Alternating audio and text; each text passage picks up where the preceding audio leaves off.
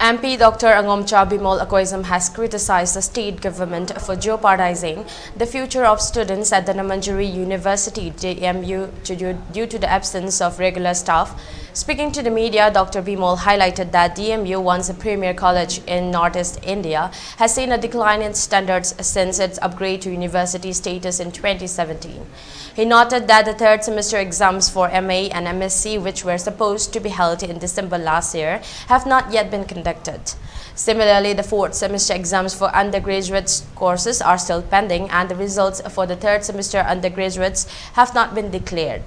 Dr. Bimol expressed concern about the delay in academic schedules, questioning how the future of students would be secured under such conditions.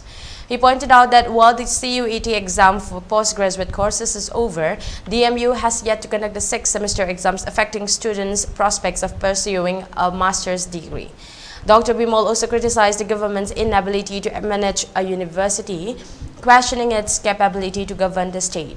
He claimed that the government had destroyed the norms of running a full-fledged university and emphasized the importance of safeguarding the autonomy of DMU for the future of Manipur and its students.